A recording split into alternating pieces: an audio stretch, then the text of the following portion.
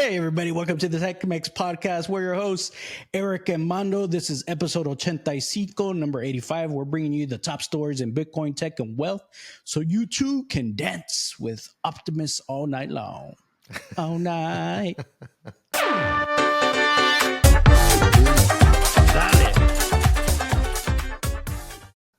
don't know what type of robot you want, my friend.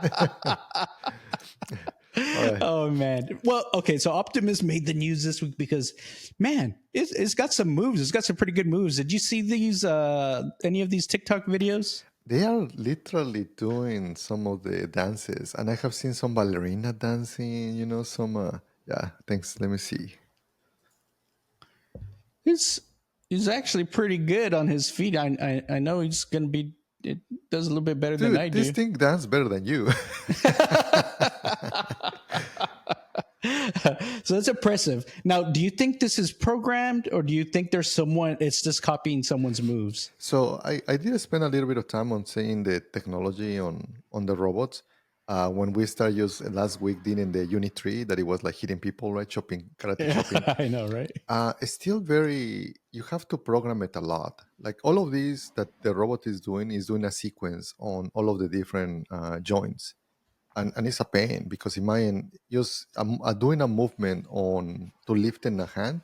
For us, it's simplistic. It's like, you just are lifting the hand. But there is multiple articulations in the shoulder, in the elbow. And it's similar to these machines. They have to figure out a way. Obviously, Tesla and China, with all of their companies, they're trying to figure out what is that standard. It's interesting because they're also building the open source community. There is like an operating system. I think that is called ROS, ROS, like I guess robots OS. And that helps to have the sensors across the whole machine. Dude, I cannot wait until I have my Optimus or whatever robot it is, Yeah, I think more than likely it will be Tesla's. I mean, if tariffs come down, maybe Unit 3 might be a little bit more affordable. We might be able to get it for $350, but how much would you pay though? Like, let's say that you get this machine that can say, "Hey, Optimus, just clean the dishes." It depends. Yeah, if it can actually do real things, maybe 20, 30K. I think that's fine for an early version. I think that might be okay. I mean, if it's just a toy, like they can't really do anything, then obviously maybe just a few grand just to have kind of just a pet. If it's more like just a pet that just like barks at you or something like that, then yeah, a little bit less. But are you talking like a Tamagotchi? Yeah, like a Tamagotchi. You got to feed it. It like squirts water on your floor or something. That's like, don't make more work for me. Exactly. That's my worry that these technologies, and dude, I'm a sucker for robots. My pool has 2 robots and 1 mechanical. So it's 3 freaking machines, and none of them, they make a good job on clean the freaking pool. Oh, right? gosh. So you got a soft spot there for the robots. Huh? Yeah. And the other one is my vacuum cleaners, my iRobots, and all of them sucked. It's like, dude, I should spend some time on just like, let me develop a product that actually works. Okay, well, speaking of products that actually work, did you see this one? Okay, on TikTok, I saw there's this other robot that actually looks... It's actually doing pretty good. A cleaning robot. You know how many people don't like to clean their toilet, man? I know. That would sell like right away. But look how... I mean, this robot looks like it's very thorough. It kind of knows what it's doing, right? It's clean. Hopefully it's using a different sponge that it used on the toilet than on the table. But it's like, wait, if that sponge is the same one that is cleaning the toilet and your plates. Look, it's even doing the dishes. But it's using the same thing that you use for the toilet. I'm cleaning the room. That's what maybe something so silly like that, that a human will be able to pick it up pretty fast. The machine has to be programmed for. It doesn't have the context, right? Like, hey, I'm using this, and so that's what I'm worried that the first versions, and we saw it with FSD on the Cybertruck, where sometimes it doesn't recognize some obstacles, and it's like sometimes just and it's like you have to. It's like you got to take over. You got 2 seconds. It screams at you. That's right. So and in each house there, at least on the cars, there is like roads, lines, like a lot of things to tell the cameras to where are the locations, and there are rules. But dude, in your freaking house, you can have like a freaking Lego piece. Yeah, it's gonna get stuck, and then it falls down the stairs. Oh man, Yep, yeah, that would yep. suck. Well, it's getting better and better every day, so I'm looking forward to it. I'm going to pick one up as soon as we can. I mean, some of the reports are saying that, as early as next year, we're going to be able to get an Optimus robot. Yeah, but I feel that this is gonna be like similar to Apple, right? Like they close it. No, I cannot do that. It's like, hey, I'm not programmed for that yet, or buy the Yeah, upgrade, right? Like, exactly right. You need to buy the upgrade, like in Black Mirror. it's Oh like I man, I freaking that would want piss you me just off. do the freaking bed. No, you have to buy the Let upgrade. me show you how, and then you show it how. Now, the real question is whether it will count or work towards your HOV lane. Because then, yeah, hey, it's like, come on, robot, let's go. We got to make a trip, and if I can use the HOV lane, yeah, might be worth it. I don't For know. the audience, in different countries, we had in America a lane that here, at least here in Texas, you have to have another person to be able to use the fast lane, right? Yeah, So high Ramirez, high occupancy vehicle HOV. so Ramirez is planning to have the Optimus with a hat, so If it that way has it a name, it counts. can ride, right? So it should be okay. That would be insane, huh? Putting the Optimus to drive the FSD. It's my driver. Yeah. Yeah. So I don't think that might be that cheap though. 25K. I don't think that even the Chinese one is 25. So Mm-hmm. and it doesn't do anything, right? It only karate chop you. Yeah. Well, if it does massage, that could work. But uh, Elon has said recently, well, he says a lot of things recently that Elon is full maybe of shit, don't man. come true. Right. He says that he thinks he can make it cost as much as like an entry level vehicle. Right. Yeah. What kind? But he said the Cybertruck was going to be $49.95, And it was triple, right? and it's So like, yeah, it's a little bit more than that. So I think that maybe Tesla. My gut feeling is maybe a half of the Cybertruck. Like if 50K, it's 50K, 40, yeah, I 40 to mean, then 50K. it really has to prove its worth at that point. 50K, for a toy, I don't know. That might be a bit The much. the sweet spot, in my opinion, is probably 10 to 25. If Yeah. you are able to lower the price to those, man, it's like people will just freaking buy it. Because also think about all of the ripple effect. If the machine is truly able to learn as you are telling them, just with voice, um, people will start using in businesses the brick Hmm. and mortar. Open the business, like shut down the lights, everything, right? Open it. It's like, hey, how I can help you today? It like you go to your favorite Tex-Mex restaurants, and it's like waitress and all of that. It's gonna be Yeah. tough though. Like the people are not ready to having a lot of time. We saw it with COVID. A lot of people start doing a little bit of hobbies, but some other people they just were binging content in freaking Netflix, right? Yeah, they just So sat there and did nothing. do nothing. Well, that's true. Well, it probably depends. Probably your age has something to do with how you interact with technology. What do you think? So, our buddy Sam Altman, he had actually a pretty interesting thing. He's saying that the youngsters that are using ChatGPT, they're using it to make life decisions. Do you see that report from Sam? Yes, and I think that I have a younger soul though because I You're like, I use it as well because it is very objective. It's a machine, right? So Mhm. it has a lot of information for humanity. So it truly can help you to make decisions when you might not be clear on some of that. So I can see it, and also Mhm. remember, a lot of the new generations they are very lonely. They they are they don't have a lot of the family. Obviously, some cultures like the Hispanic cultures is a different story. But Mhm. newer generations is like they move out of the house and sometimes their friends is like only a couple friends, and it sounds very lonely. The newer generation, the alpha generation, is a different story. Those are actually, in theory, they're supposed to come and save the world, right? We're But waiting. well, they call it the beta because now they are the beta generation. They just grew with AI. Any new It's kid true. that it was born from the last 2 years, now Hmm. they know the world with AI. Hmm. So I remember my kids when they were getting the iPads.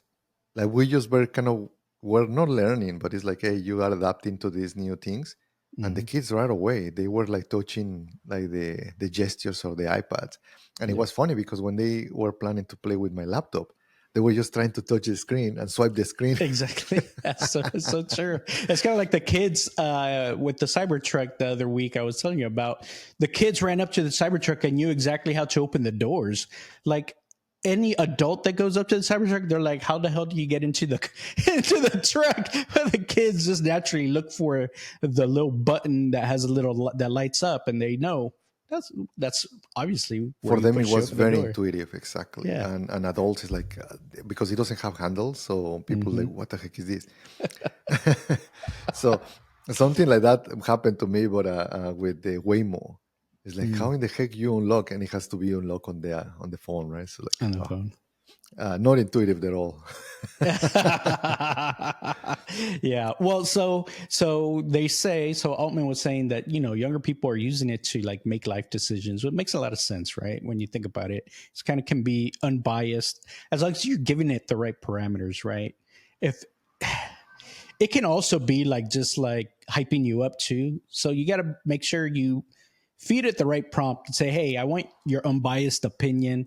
These are the facts. This is the information I have to work with." Yeah, Because yeah, otherwise, they're gonna just tell you what you want to hear. So you yeah. got to be careful It's how like, for you're using example, it. imagine that you are trying to decide, like, hey, should I leave my job? And it's like this thing might encourage you. Like, yeah, Yeah. they don't know what you're like, what your values. Like, Yeah, go exactly. for Like it. they just like, yeah, do it. That'd be awesome. You play golf every day. Like, oh yeah, yeah, yeah. So then you do it. It's like, oh shit, you didn't have a plan, right? So be Yeah. careful. It's like anything else. Take it with a grain of Uh, salt, right? But yeah, yeah. I did saw the article, and also they said that the older audience, like the I guess Generation X and millennials, Hmm. they are using it more for like replacement of Google. Like Yeah. it's true. It is tough for Google because if you notice their stock is not doing well, with all of these AI updates. And Hmm. it's kind of funny. I do have a. Let's finish this topic, and I wanted to mention something. But eh, do you use it as Google? Do you go for? I use it like across the board. Obviously, we're a little bit more tech savvy, right? We're actually using AI and doing some more advanced things with it. So yes, I use it as Google, but I also use it as with coding. Use it for life decisions. I do use it for analysis, financial information, stock options, like all these different things can use it for, right? So, we probably obviously use a gamut of different options, I but I think that maybe because we are kind of in a deep in a very broad aspect. I'm also using it as a lawyer though. mhm, Like they gave me a contract. It's like I didn't want to freaking read everything. Then I pass it to ChatGPT. It's like, hey, summarize any basically anything that it will be against what I'm looking for, right? yep, What are the risk of this contract for me, right? So and it summarize it. It's like, hey, you just need to pay attention to these two clause. Perfect. I yep, didn't have to pay $500 for a lawyer in an hour, right? So yeah, obviously, if you're still in doubt, consult your lawyer. We're not yeah. financial advisors, neither lawyers Or or lawyers. accountants.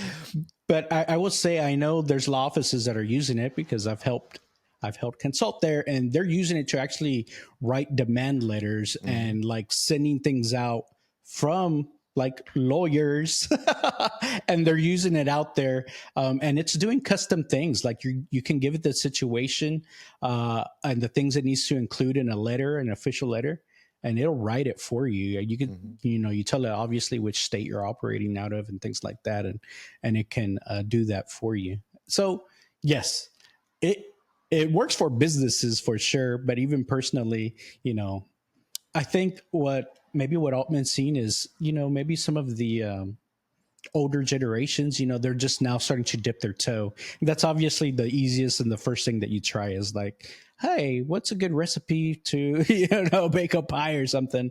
And that's how they would use it. But I'm sure as they become more comfortable with the technology, they'll figure out how to adopt it in different ways in their lives too. So, but it's And it's pretty interesting to see that. for sure. My wife, she likes gardening, and she noticed that you can take pictures of the plant. It's like I have no idea what this plant has, and now the AI vision is GPT is able to see very nicely because it's like, hey, this plant needs, I don't know, this type of soil or this nutrient, and able just to replace it. And yeah, it's like, which is amazing, right? Like it's able to see and give you guidance from a hobby perspective. I'm even thinking in some point it might be able to see also properly videos. Let's say that you want to learn how to play golf, and it's like Yep. you are like doing a swing, and it's like, hey, GPT. And by the way, it's funny, a YouTuber call it GPD. Hey, GPD. So it sounds funny, but anyways, I might be start using GPT. So when I'm saying GPT instead of GPT, GPT Oh, Jale. is then basically how I can fix my swing, right? And then the thing is seeing it, hey, you are just lifting too high or whatever, and you need to do these corrections. Uh, but yeah, I'm seeing a full gambit of people how they're using these tools, which is nice and impressive. Yeah, definitely. So, I mean, it's pretty interesting. I love hearing these facts from Altman because he obviously can see like all this data. So it's really interesting to see that. But speaking of like younger kids and how they're using I was running across TikTok and I saw that something that was super interesting. I know there's a lot of folks that do homeschooling and stuff, but maybe you don't have to do homeschooling and you can just have the computers teach your kids. Mhm. 2 class per day is taught by AI and has no teachers. And the results are kind of scary. Students at Alpha School are testing in the top 1 to 2% nationally. In fact, it's been so effective that they're now expanding across America to Florida, Arizona, California, and New York. The students Houston's are in there learning too. academics through AI tutors, which give them a one-on-one personalized curriculum. And after their short morning academic block, the rest of the school day is spent learning real-world skills like So that's pretty cool. Well, it's tough though because it's one of those things that education is very tricky for each individual, right? Hmm. And that's the reason why school system they try to kind of put in a box, hey, because the majority of people need to do this, right? But the tooling of edtech is very interesting. Hmm. You can hyper personalize the AI chats to try to see, okay, this kid, are they understanding this, and they go to the speed. I'm curious to see how they keep advancing them, right? Like, let's say that there is because sometimes you see kids, Hispanic kids, that they just migrated to US, maybe 10 years old, and there is a kid in my kid's school. I'm not gonna tell the name, but this kid doesn't know English though, so it's basically how they call it ESL. Yeah. So Uh-huh. English as a second language. And then the kids are trying to like, well, they're trying to explain the key, right?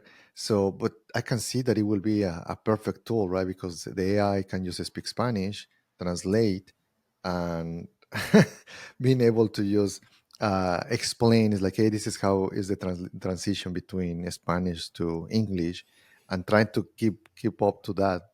But it would be tricky in my mind because sometimes these algorithms they have to be trained properly for the topics, so that way they don't hallucinate or add different flavors. Yeah, that's a good point. Imagine having the AI teaching your kids some hallucinated stuff. May not be very good, but I really like the idea that teaching is a very difficult job. I mean, just because there's so many different types of learners. There's some people learn slower, some people learn faster, some people are more visual, some people need to do read things thoroughly, or some people are self-taught, some people need to be explained things. So there's just so many different ways that people learn. Having an AI teacher or an AI school like this makes perfect sense. People can go as fast as they want so they don't get slow, keeps them challenged, keeps them engaged, or those that really need to dig deep down in how to do something or understand the reasons for why, they can also do the same thing. People can speed up and slow down. So I think it's like a perfect use case for that. So I know I use Duolingo. I'm using Duolingo right now to help me learn Japanese, Chinese. Now there's music on there, Portuguese. So like all of these things, and it's just, Duolingo is not necessarily AI, right? It's just an algorithm, and it's teaching you things that way. But an AI you can interact with an AI. Say, wait, I don't understand why you did this, and it'll go down and explain it to you. It's the same thing with coding. With coding, you can say, wait, why is this way? Or why do you need to do that? Or can you help me write this piece of code? What do I need to do? Or if something doesn't work, why might this not work? What are some things that we can try to troubleshoot? It's pretty good at that stuff. There is an aspect that these tools, in theory, you will not even have to go to a school, right? Like because it's remote. You can just give a device, headphones, and you're set. Yeah. The problem, I have kids in that age, that I feel that the social aspect is key, right? Sometimes here in America, we sometimes complain about the school system, but that part of having interactions with other kids is crucial, in my opinion. If you're doing it like homeschooling, it's fine, but you have to find ways to get the kids to interact socially. If not, they are very awkward, like very, very awkward. So yeah, I completely agree. So I know that a lot of homeschool type programs, they integrate things with other, or I guess meet with other homeschool kids and things like that. So I think they try to address that, but it's completely different. I think being in that environment, being with kids and having like real world type interactions with this. But this is really interesting because it seems like they're still teachers. They're just not the ones that are your main, I guess, the main people that are teaching you.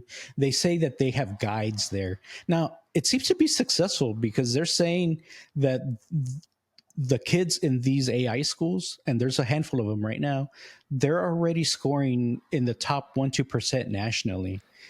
Now, there's probably some built-in bias here because the people that might try this are probably have parents that are already like, thinking outside the box, probably maybe a little bit smarter. They know their kids can kind of excel in that environment. So it's kind of self-selecting in a way, but still, if they're getting the scores and they're getting them high scores, I think there's good evidence there that it's working. That I will be bullish if it's a hybrid approach. It's like a couple hours a day instead of doing the stupid tech, class, whatever, right? Like learn how to type. It's like you use the what you're laughing. Yeah, Oregon. You remember our computer classes growing up? Oregon Trail. We got the little number crunchers, the little green thing that eats in them. Yeah, good times. Good times. Good times. But I feel that if they will grab those couple hours, right, and they use to be able to like, hey, just figure out in your grades what you're lacking or what you're lower, and the AI is like, hey, I'm noticing that you are kind of behind in math. We're gonna do some, catch up on math, and then it's tutoring, and even in the school, because by the way, all of the kids now have like computer in most schools, and then you give them a chance. They can just be roaming around on the on the school, right? Like in the cafeteria, whatever. And then after you finish, you go back to the traditional school. I think that it will be a nice transition, and I'm interested. We should see how China is doing it, because they are very bullish on AI. Yeah. I think lots of good stuff can definitely come out of it. But you know what else could come out of it? You could get a lot of addicted kids to technology. Okay, here's another one. Let me show you this one. There was this other TikTok here that had someone. It looked like they were standing in line for something. It was like an airport or something. Sure, I'm not sure. really sure, but you can kind of see here. Oh, there it is. We'll see if it zooms in. But this girl is holding onto a phone here, but it's like completely see-through. It was like a crystal phone. Did you see that? Yeah, but it's totally fake. Okay, so that's what people were saying. Oh no, is fake. Okay, here's a real deal. Here, I looked into it because I'm like, man, that'd be a cool looking phone. Like, imagine that. Or maybe if it was paired to some glasses and that was the interface, I think that would be kind of cool. I was thinking like, oh man, this is so cool. But no, it is actually just a piece of glass essentially. But you know what it is for? It's to treat phone addiction. Oh. It's like you feel like you need to have it. It's like your safety blanket. Chef kiss again to this person. It's like the I'm gonna sell you a rock. Yeah, that's exactly a pet rock. Do you remember? I think that was 80s that they actually. It's still going. My niece, she's like, "Oh, I got my pet rock. I just painted." I'm like, "All right, there's one down there. You need another one." But yeah, no, exactly. Jeans. I mean, it still looks cool because it's in the shape of a phone. It's nice and shiny. It's like see through. People are gonna ask you about it. Like, what is that? What are you doing? Like, are you crazy? No, it's my they call it methaphone. I think it methaphone. I think there's a drug addiction drug called like methadone or something like that. So I think they just kind of stole it, methaphone. But it's basically to kind of ease you off from being addicted to always having that phone in your face or constantly looking at it. And I guess you feel safe with it. I don't know. Can have you had those maybe feeling the phone that is like buzzing, or sometimes those the phantom buzzing, phantom ringing. I think my phone rang. No, was that your phone? Was it my phone? Yes. And sometimes you don't even have it with you. It's like, what the heck, right?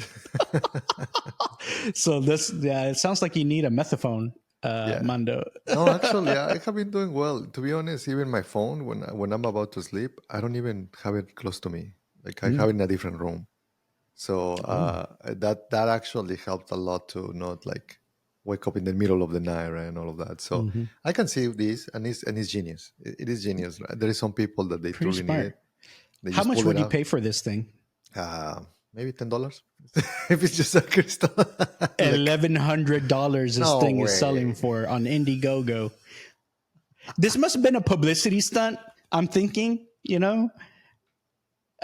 must be. That's my thought. But it's pretty good because I'm like, whoa, what is that thing? That thing looks cool. But I might take it a step further, actually make a real phone, but it's like synced with your glasses and there's some kind of projection or a laser or something. No, I don't know. Might be kind of cool. It's basically what they need. No, what they needed to do the actual starter, almost the Kickstarter. I'm seeing it here, and yes, but it's not the price of one. I think that is the goal. It was the goal of the campaign. Oh, the goal was 1,100. Yeah. Like, okay, so let me see how much it was. Yeah, that was the goal of the campaign, which is actually yes, I see. 39 backers, and they reach out to the goal and $1,000. And yes, it's just a piece of plastic. Let me share my screen to see if I can, because the interesting thing here, and you're right. It's called Metaphone, and look, it's just selling your pay. So, and actually, how much is each backer backing it for? It doesn't tell me. I cannot continue reading. Let's see, $20. Yeah. Okay. Just like dude, I should just get one. It's like I just prank people. I know, right? Oh, check out my new phone. It's like, and then it's like just scrolling, and people's like, what the fuck? Yeah. So that's too funny. And it's a quarter. I mean, potentially we can do it very simple ourselves. Just if you have a CNC, it's just. Oh boy, this is it's like drinking that non-alcoholic beer. It's just like part of the process. It's like There's no alcohol in there, but it's just like, so you have something to hold. I don't know. Yeah. Oh man, like this was good, man. This was good. What else we Yeah. got? All right. Well, I don't know. I think some of this phone addiction is hitting the software engineers because they've got too much time on their hands because they're having trouble getting hired in the U.S. Check this chart out. All right, let me see. In the U.S., we saw a huge dip in companies hiring software engineers, and these Holy specifically cow. AI companies. So this is from 2023, and this is when AI came out, 22, and it started racing with GPT, with GPT. So, and then, boom, it went negative. It just shot down. Yeah. Note this. This is where the zero is. Yeah.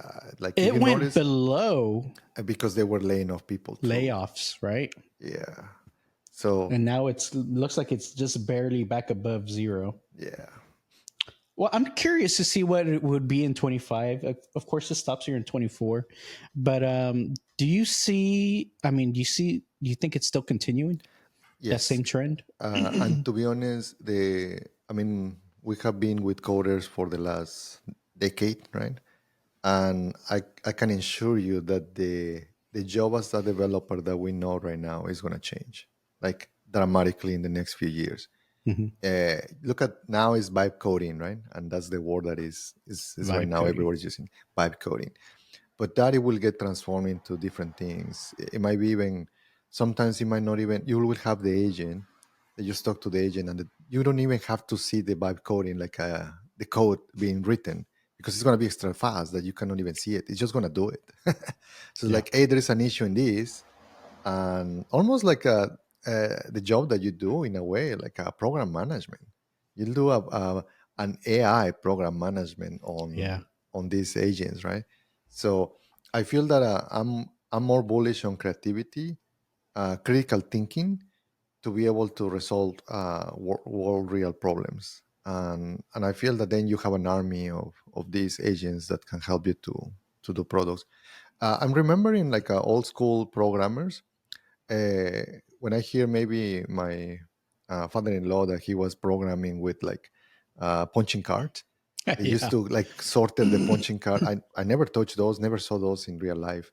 So, but that's how it was, the engineering that time. And we're not talking that long, maybe 30, 40 years, right? So, and then start switching into more machine code, like with the Ataris and all of the gaming industry, right? That they have to put all of that. It was more like a assembly and some kind of languages there. Then you move into oriented programming object, right? Like with your C, C++. And then now how we know it right now, web and all of that to be able to have what we have. But I feel that now there is an inflection point. A new abstraction layer. A new abstraction layer. That's right. So what's your take there? No, I mean, it's the natural progression. We've been working towards this. I mean, like you said, it started off with holes in a piece of paper. Like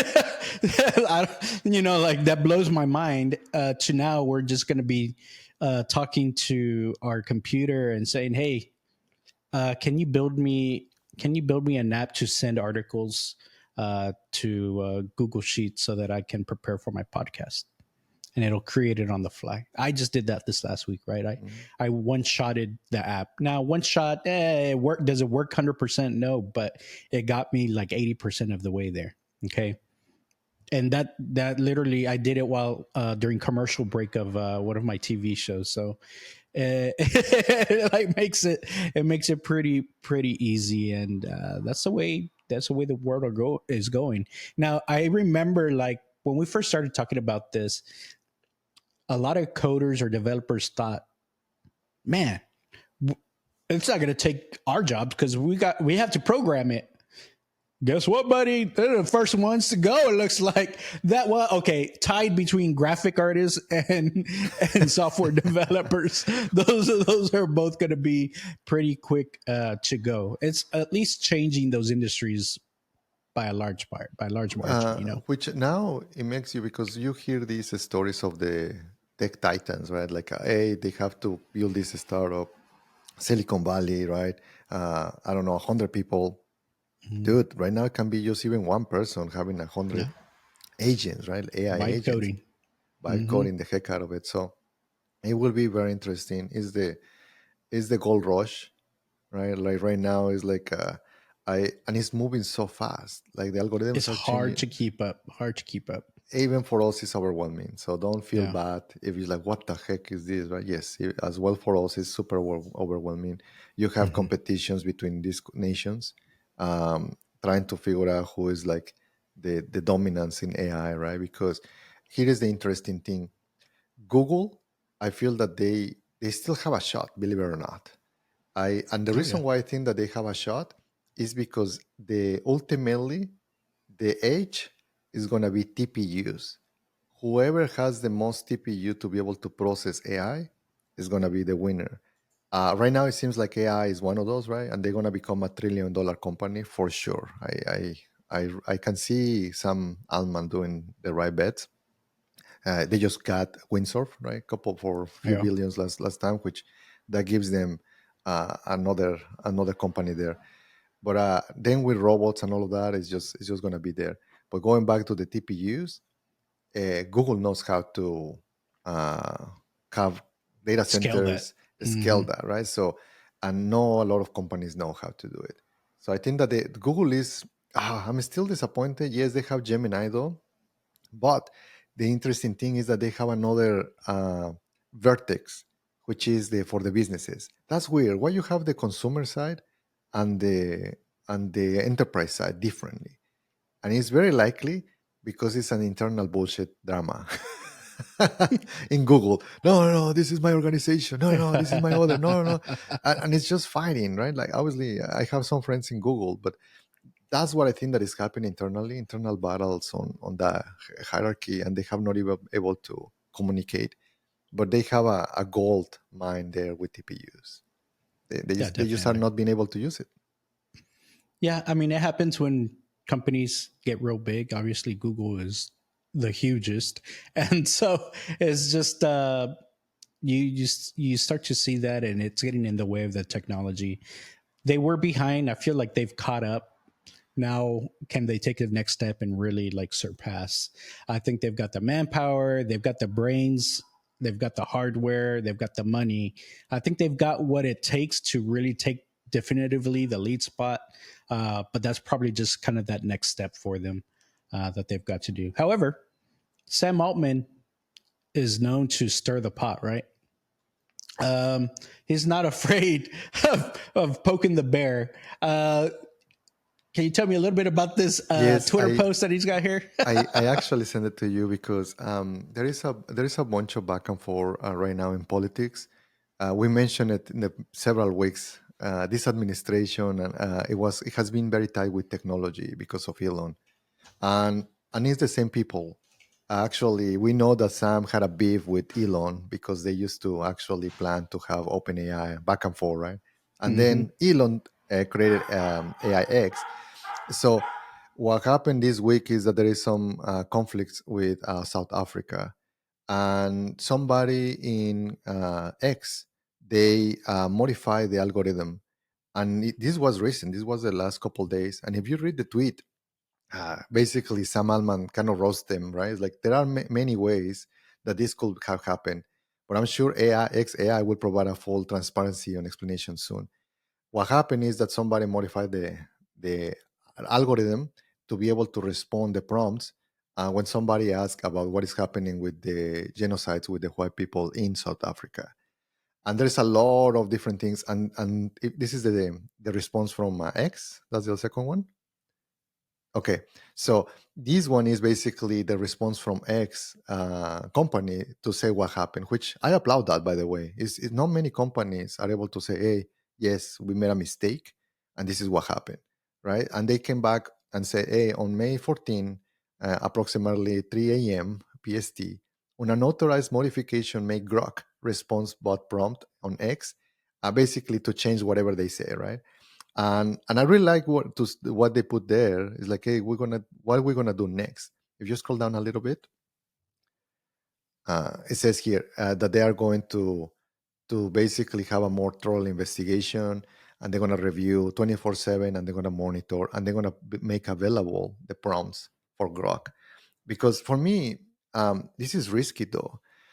How you have one human being able to modify this AI that is being used by millions of people, and in this case in a media company, which is X, and saying, I don't want to say miscommunication, but actually providing some bias, which I don't want my AI to have bias.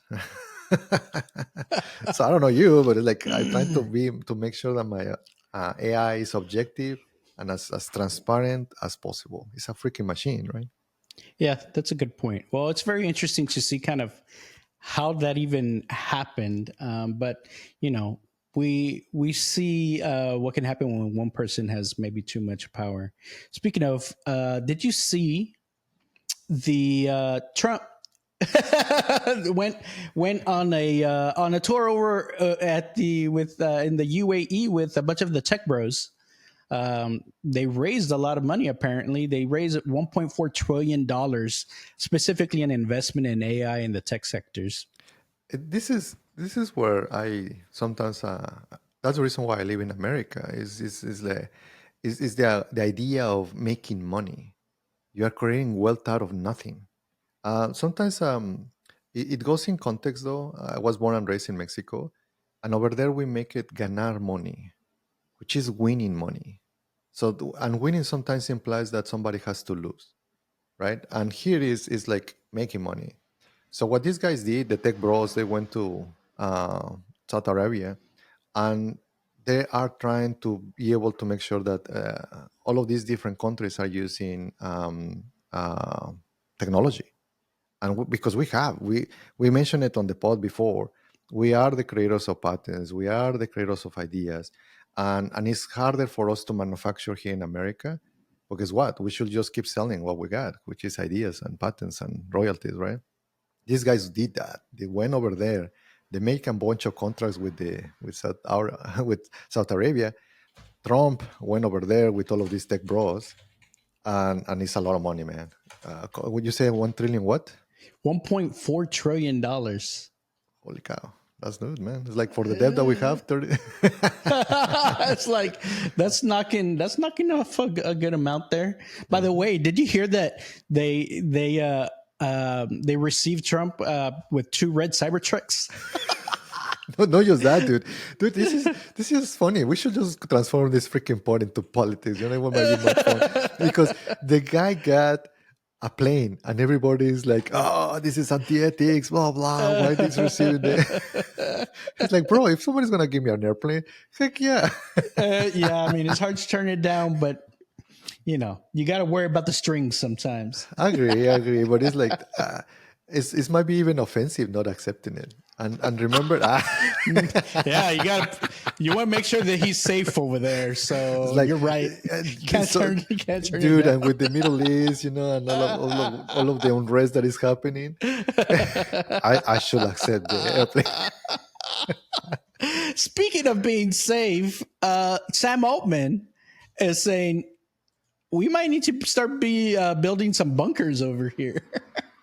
I hear that Did you one hear too, about man. this? Yes. Basically, when he says that they are releasing, I think that he was joking, but when he's saying that they are releasing AGI, for sure they're gonna create a bunker, right? I don't know, man. I mean, Zach has his bunker in Hawaii. Uh-huh. That's the thing. I think that's part Okay. of it. When you're part of the club, you got to have one. Let's play it out. Where would you create your bunker, Ramirez? That's a hard. I'm not telling you. Okay, we can share. Okay. No, but it's a good point. Like, if stuff hits the fan, what do you do? I don't Like, think what's that the Houston, plan? though. Where are you going? If you want to go under, it's gonna float with the freaking hurricanes. That's the hard part. So like you got to go like upstream somewhere where it's not sinking. I saw Houston is sinking, or it's one of the biggest cities that's still sinking, something like that. It's like, okay, you got to figure out where to go. You might have to go out into the country somewhere. I mean, you're already kind of closer to that area. No, my take though, this is my idea, right? I'm gonna steal idea from the Mormons, which is basically in the mountains, carve a hole in the mountains, and it's like, all right, get me, come and get me, bro. So you're doing the Bin Laden style. I gotcha. I don't know if it's Bin Laden. Bin Laden is more like in the desert, you know. No, I don't. I want to be more like Haiti, right, from the mountains. So you have access to water streams. You have access to trees, lumber, right? Enough land to be able to have like animals or whatever, and then very hardy, so that way you have a granite mountain, and you know it's like that shit is not going to move, right? Like humanity will disappear, and that shit is still there. Yeah. That's it. That's the way. Well, so here's the thing, though. Going back to the story, so the reason this came out is because Ilya Sutskever, right, the guy that left OpenAI, he specifically says that if we're getting close to AGI, it might be a good idea to build a bunker specifically for the leading scientists and AI experts. And I was thinking, okay, maybe he's thinking if we get AGI out there and it's actually out there before maybe us as humans realize it, maybe the robots will turn on us or the AI will turn on us, and they might come after the smartest people. Maybe that's why he's like, we need to have these people in bunkers prepared and ready in case something goes down. He just wants his bunker. I think so. He's like, someone pay for my bunker, please. Basically, like, bro, we need to protect our scientists. We'll do a GoFundMe, right? Like, it's fine, you know. It's like just don't play those games, right? People will like you. Like you did something good for humanity. We'll get you your bunker, bro. Maybe he's afraid of getting like kidnapped or something. Who knows, man? Who knows? Well. All right. Well, I think we got to work on our bunker plan. But hey, if you liked our content today, be sure to like and subscribe. Please help us out. We're trying to grow the channel. All the clicks help us.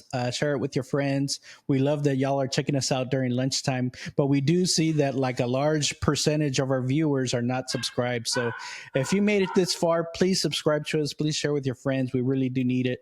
But that's all we've got for today. You know, we'll see y'all next time. Dale. Peace.